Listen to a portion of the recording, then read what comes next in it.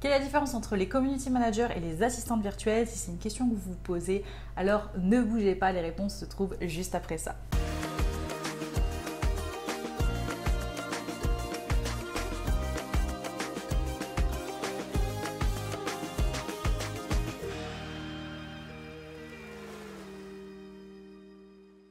Bonjour à tous et bienvenue dans cette nouvelle vidéo, je suis Marie Di Maggio, je suis experte en marketing digital et j'accompagne des femmes à se lancer dans le métier d'assistante virtuelle et donc à changer de vie.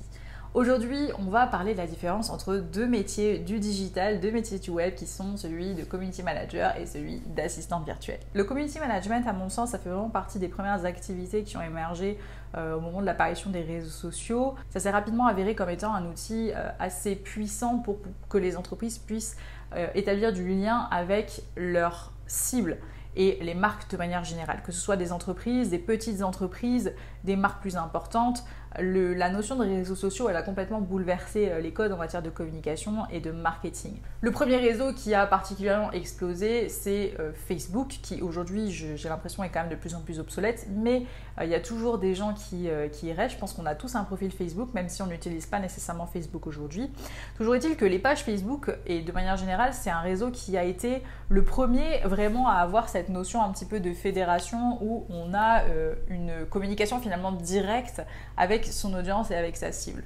Donc, de fait, à partir du moment où on veut communiquer, eh bien, il faut qu'il y ait quelqu'un déjà qui prépare les supports de communication, mais aussi qui gère toute la partie interaction, puisque l'objectif avant tout de ces réseaux, c'est de créer un lien avec sa cible, mais aussi de générer de l'engagement et donc de l'émulation autour, que ce soit la marque, si on parle de manière institutionnelle, ou évidemment sur un produit très spécifique ou un service en fonction de ce que vous vendez. Donc, le community manager, il va vraiment intervenir pour toute la partie préparation des messages, la partie création des visuels, mais aussi derrière la partie animation et finalement modération des commentaires. Donc quand je dis partie création, c'est une partie évidemment de création visuelle si on parle notamment de réseaux qui sont très visuels, comme c'est le cas notamment par exemple pour Facebook et Instagram. Donc la partie création des visuels qui respecte finalement les codes du réseau sur lequel vous êtes présent. Donc par exemple Instagram maintenant c'est un format vertical, pendant longtemps ça a été un format carré, mais Instagram adore changer les règles, autre parenthèse. Donc en fonction de la taille de l'entreprise, le community management il va être soit externalisé, donc confié soit à une agence de stratégie digitale, soit ou de communication, soit à un freelance en direct, soit il est internalisé, c'est-à-dire que l'entreprise va recruter en interne des personnes pour se charger de la gestion des réseaux sociaux. Aujourd'hui, ce qui nous intéresse, c'est plutôt de la partie freelancing, donc soit quelqu'un qui travaille seul et qui va chercher des clients en direct, soit quelqu'un qui communique aussi et qui travaille avec des agences qui sont apporteurs d'affaires pour lui. Donc en fonction de l'organisation dans laquelle il est intégré, il peut se charger notamment de la création des visuels, de la rédaction des posts, de la recherche des hashtags, encore une fois ça dépend des codes du réseau sur lequel il travaille, mais aussi toute la partie finalement animation et interaction. Puisque évidemment l'objectif c'est que les gens répondent, qu'il y ait des retours, soit en likant, soit grâce aux appels à l'action, donc au CTA, au call to action, où on va vraiment inviter les lecteurs à interagir avec le contenu, soit au travers, généralement au travers d'une question. Donc une fois que les gens répondent, l'idée c'est qu'il y ait un suivi, qu'il y ait une véritable interaction, c'est là que les community managers interviennent. Ils ont aussi également le rôle de modérateur, puisque en fonction de la visibilité, en fonction de l'audience finalement qu'il y a derrière la page, il peut vite y avoir des débordements, des personnes qui vont mettre des commentaires qui vont finalement dénigrer par exemple la marque ou la personne, qui ont rencontré des problèmes et qui vont en faire part dans les commentaires, puisque aujourd'hui clairement les réseaux sociaux c'est l'endroit où tous les gens vont écrire tout ce qui leur passe par la tête, autant il y en a certains qui mettent les formes, autant pour certains cas, ça peut vite devenir un petit peu l'anarchie. Et là, pour le coup, ça a l'effet complètement inverse puisque l'objectif du réseau, c'est aussi de donner une image assez positive de la marque, on va pas se mentir. Donc, si derrière, il y a des commentaires négatifs et que du coup, au final, ça a complètement l'effet inverse. Donc voilà un petit peu le rôle du community manager. Donc le community manager, s'il est freelance, après il va fonctionner avec une rémunération qui est généralement forfaitaire en fonction du nombre de postes, en fonction de tout un tas de critères qui vont être définis à l'avance avec son client. Ça c'est pour le community manager. Parlons à présent maintenant des assistantes virtuelles. Les assistantes virtuelles, elles ont un rôle qui est à mon sens un petit peu plus polyvalent, un peu plus transversal, puisqu'elles vont intervenir sur différents aspects de l'activité de leurs clients.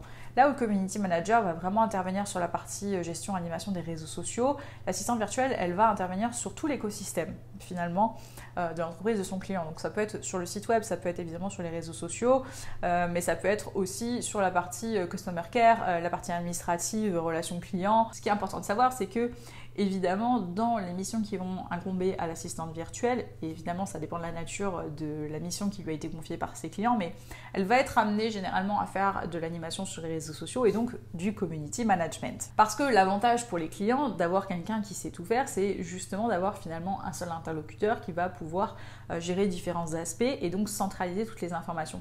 Donc il peut lui arriver qu'elle ait du community management à faire. Quand moi j'étais assistante virtuelle, avec quasiment 100% de mes clients, il y avait toujours une petite partie de community management.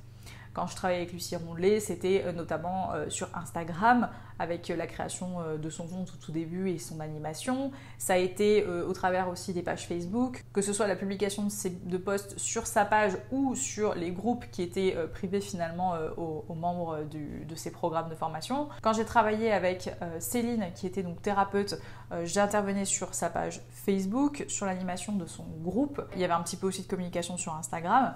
Mais évidemment, ces domaines-là n'étaient pas les seuls sur lesquels j'intervenais, ils s'inscrivaient dans une démarche plus globale. Ce qui est du coup intéressant parce que l'assistante virtuelle, elle a une véritable vision à 360 de tout ce qui se passe dans l'activité de ses clients, que ce soit en termes d'offres, en termes d'animation et en termes aussi de services et de cohérence globale. Là où le community manager, il peut avoir une vue qui est un petit peu plus une fenêtre finalement sur un projet ou sur un point spécifique de l'entreprise.